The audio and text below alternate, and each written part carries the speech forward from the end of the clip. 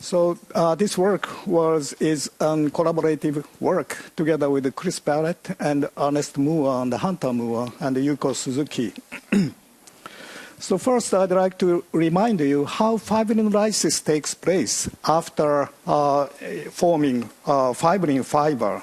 We just used platelet-rich plasma and mixed with green TPA, red plasminogen, and white fibrinogen. And that was treated by tissue factor and calcium ion to initiate fibrinolysis and platelet activation. And as you can see, the platelets were activated, and from the surface of activated platelets, we could see the white fibrin formation. And when we look into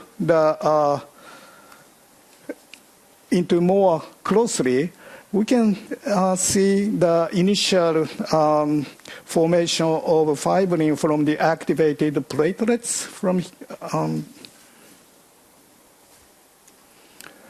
here, and then we can see the accumulation of green TPA and plasminogen to the fibrin, which is coating on the activated platelets. And from that place, we could see the initiation of fibrinolysis. Therefore, again, the fibrin formation is essential to initiate fibrinolysis.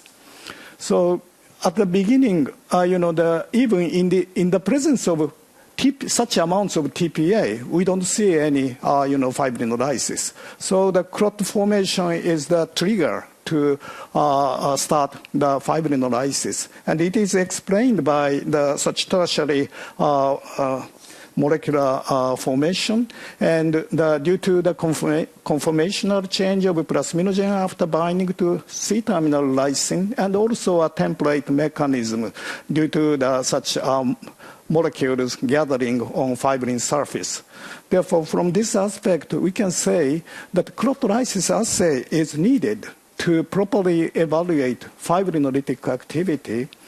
And since fibrinolysis takes place when fibrin is formed, and another thing is fibrin is the natural substrate of plasmin. And such enhancement of plasminogen activation on the surface of fibrin and effective fibrinolysis is regulated by these three fibrinolysis inhibitors, pi1, alpha-2 antiplasmin, and thrombin activatable fibrinolysis inhibitor, TAFI. And in the case of pi1 can limit the amounts of TPA both on the vascular endothelial surface and in plasma by forming TPA-pi1 complex. Therefore, the amounts of TPA which can participate such effective plasminogen activation is regulated by the amounts of pi1. And alpha-2 antiplasmin, after being cross-linked to fibrin and also in plasma, alpha-2 antiplasmin can directly inhibit plasmin activity. And in the case of TAFI, after activation by thrombomodulin-bound thrombin, TAFI-A can cleave off such an important C-terminal lysine and inhibit plasminogen activation and fibrinolysis. These three inhibitors are functioning under physiological condition at different space and different timing. But if we use this plasma for the clot-lysis time, all of these can participate to inhibit fibrinolysis or clot-lysis. Therefore, somehow we need, in order to specifically evaluate such inhibitors' activity in plasma, somehow we need to knock out such activity and compare those activity without such treatment. In the case of euglobulin clot-lysis time, we reported from 90 or 91 that ECLT can express pi1 activity or TPA activity in individual plasma. And in 2003, we compared the ECLT in the presence of calcium and in the absence of calcium ion. And the calcium dramatically shortened the clot-lysis time. That was due to the endogenously generated thrombins knockout of PI1 activity. Therefore, if we compare these two, we can specifically know the PI1 activity. And by such method, we identified two genetically confirmed PI1 deficient families. And also we established a method, chronolysis assay, which can specifically evaluate TM thrombomodulin TAFI axis by using TAFI-A inhibitor. And my talk is on this detergent-modified chronolysis time, by which we can detect the activity of PI1 and alpha-2 antiplasmin. First of all, I'd like to show how important such specific inhibition of the inhibitor's activity is using this TAFI-TM, the chronolysis assay. And then I'll move to the last TPA-induced plasma chronolysis assay. So this is plasma chronolysis assay initiated by TPA. So this open circle is the control chronolysis time. And this chronolysis time was shortened by TAFI-A inhibitor here to here. Therefore, this shows the endogenous thrombomodulin TAFI activity. And when we supplemented thrombomodulin, soluble thrombomodulin to this plasma, the chronolysis time was prolonged from here to here. But that chronolysis time was again shortened by TAFI-A inhibitor to the similar level. Therefore, we can say this could be total potential of TAFI existing in plasma when the thrombomodulin is enough, such amounts of TAFI can be activated. And such shortening of chronolysis time by TAFI-A inhibitor, we did see the similar, the shortening by anti-thrombomodulin neutralizing antibody. Therefore, such endogenous TM TAFI activity is mediated by soluble thrombomodulin existing in plasma and thrombin generated during this assay. So, and we had a opportunity to apply this method to one of the thrombomodulin mutant that is called TM Nagasaki. TM Nagasaki is lacking the thrombin binding site. Therefore, in this patient, both protein C activation and TAFI activation is lacking. And this person is a homozygous, and therefore he can develop both, protein C deficient phenotype and TAFI deficient phenotype. But in his case, the bleeding was more dominant, and such bleeding and also the brain bleeding, he showed such bleeding phenotype, and we obtained his plasma and subjected to this method. So this is a control, normal plasma. The chronolysis time was here and shortened from here to here. And in his case, his fibrinogen level was very low due to the bleeding or, some coagulation in the intravascular space.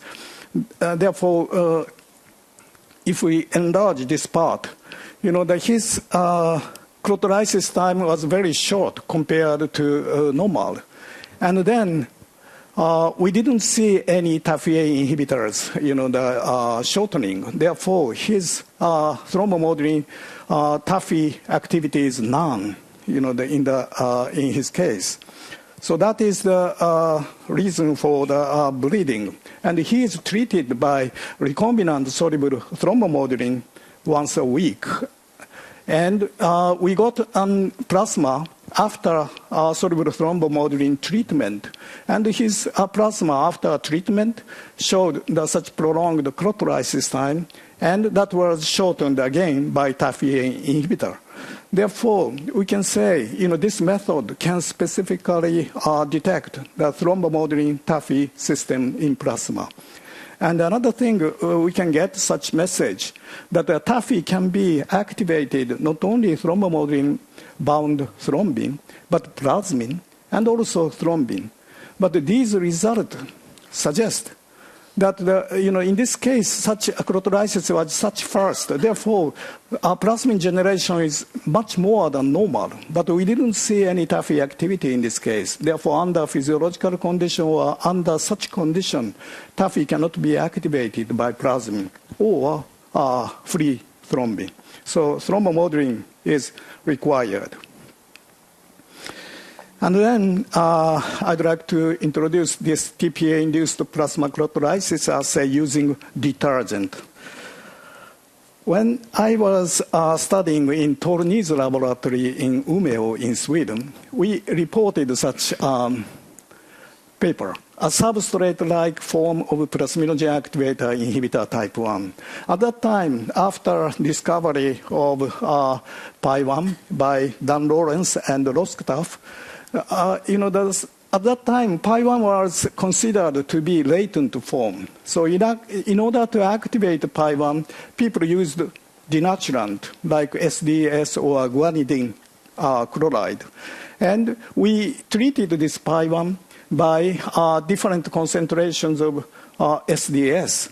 And this Pi1, without any treatment, after incubation with UPA, we could see such UPA Pi1 complex formation, and some of them was dissociated. Therefore, we could see also cleaved Pi1.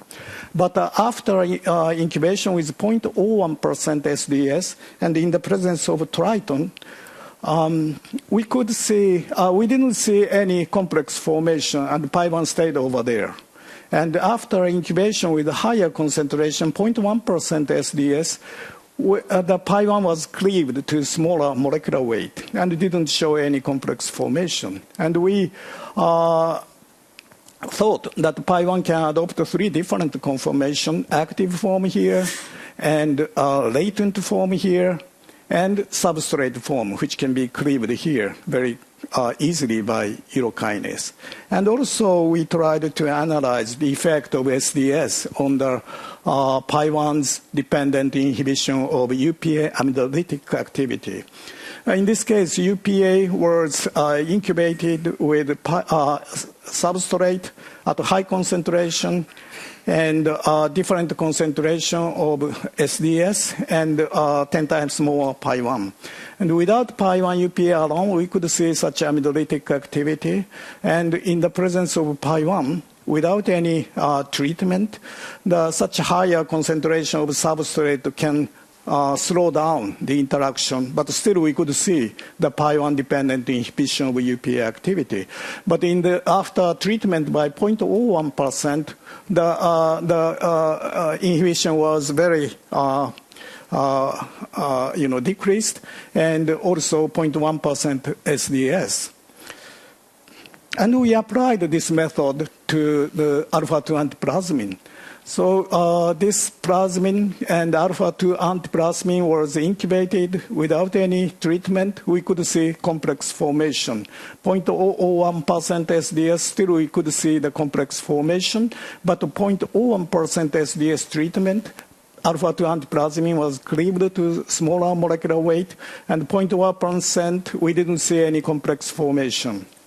Therefore, we can say that in a purified system, detergent treatment successfully inactivated both Pi1 and alpha-2 antiplasmin without modifying activities of plasmin and PA. So then we applied this method to TPA-dependent plasminogen activation. So this is a purified system. I used the TPA instead of UPA. So the plasminogen TPA was incubated with plasmin's fluorescent substrate and polylysin. We could see such open circle. We could see plasminogen activation. But after treatment by SDS, nothing happened. But if we use Triton at the same time, such activity was recovered. And then we wanted to know this can happen even in plasma milieu. So this is plasminogen activation in plasma. So in the presence of plasma, TPA was added, and substrate and polylysin. We could see such the small plasminogen activation. That was dramatically enhanced in the case of SDS-treated plasma. And we used alpha-2 antiplasmin deficient plasma, and then plasminogen's activation was such, the high. But SDS treatment didn't, enhance this at all. So from this, we can say alpha-2 antiplasmin could be inactivated by SDS treatment, even in plasma milieu. And then we tried to analyze such a phenomenon can be seen in chlorolysis time. So this is a normal TPA-induced plasma chlorolysis time, but the plasma was pre-incubated SDS and Triton. We could see such dramatic shortening of chlorolysis time. This is a denaturant. But in the case of chlorolysis time, at least we could see such a clot formation. So fibrinogen was intact, and coagulation cascade factors were not influenced by SDS treatment, and we could see such shortening of chlorolysis time. And we tried to know whether alpha-2 antiplasmin is functioning in this case. So in the control here, after dissolution, we measured PAP level, and indeed it increased, dramatically. But after treatment, we didn't see any PAP formation, even though the chlorolysis was such fast. Therefore, alpha-2 antiplasmin is not functioning in this case. And we used alpha-2 antiplasmin depleted plasma. The chlorolysis time, open circle was here, and it was not shortened by SDS treatment. Therefore, most likely, alpha-2 antiplasmin and Pi1 is inactivated by such treatment and shortened TPA-PCLT. So this is the control green, and different concentration of TPA. TPA-dependent shortening of chlorolysis time was observed. And in the case of alpha-2 antiplasmin deficient, such fast chlorolysis, and in the case of Pi1, with a smaller concentration, lower concentration of TPA, we could see the same concentration, we could see faster chlorolysis time. And after treatment, such shortening we could see. Therefore, such difference shows the alpha-2 antiplasmin Pi1 dependent fibrinolysis resistance capacity. So we calculated the residual fibrinolysis resistance activity, FRA, as a percent, just divided by this difference by detergent PCLT, and applied this method to the trauma patients. And this shows the profile of trauma patients. And then, we used both rapid tag and TPA tag. And in these two assays showed hyperfibrinolysis, these patients. And those patients showed such quick chlorolysis time and didn't change even after detergent, suggesting that in these patients, alpha-2 antiplasmin function is gone and Pi1's function is gone. But some cases, in this case, it was shown by TPA tag that is hyperfibrinolysis, but a rapid tag, it's shut down. But still, we could see such rapid chlorolysis time, and there wasn't so much, difference, suggesting that almost in his case, alpha-2 antiplasmin is not working. Still, these patients may need TXA treatment. And in the shutdown case in TPA tag, but although in the rapid tag it was diagnosed by hyperfibrinolytic, we could see such big difference, suggesting alpha-2 antiplasmin is remained. And we could see several such, different data, but this chlorolysis time, we can see the chlorolysis time in 20 minutes. So in 20 minutes, we can diagnose whether their alpha-2 antiplasmin is gone or still remained. So it's a quick, assay, And also, we can sequentially repeat this one. So even after TXA, essentially, we'll evaluate by this difference. Therefore, even in the presence of TXA, we can evaluate the alpha-2 antiplasmin, residual activity. And we differentiated these patients to 3 groups by TPA tag results, and those results showed such, the big difference in our residual FRA method. And this, we tried to analyze correlation between residual FRA and the other parameters, and this showed the negative correlation with the TPA tag, alpha-2 antiplasminogen, PAP complex, negative correlation, free alpha-2 antiplasmin, we subtracted from this PAP level from alpha-2 antiplasmin antigen level, and still such a good correlation, and also active PI1 level. Therefore, it can, by such method, we can estimate the amounts of residual fibrinolytic resistance activity, mainly caused by alpha-2 antiplasmin and PI1. So in conclusion, we established a novel method to measure residual fibrinolysis resistant activity FRA using TPA PCLT with detergent-treated plasma. The assay appeared useful to assess for the presence of hyperfibrinolysis and other fibrinolytic phenotypes in traumatically injured patients.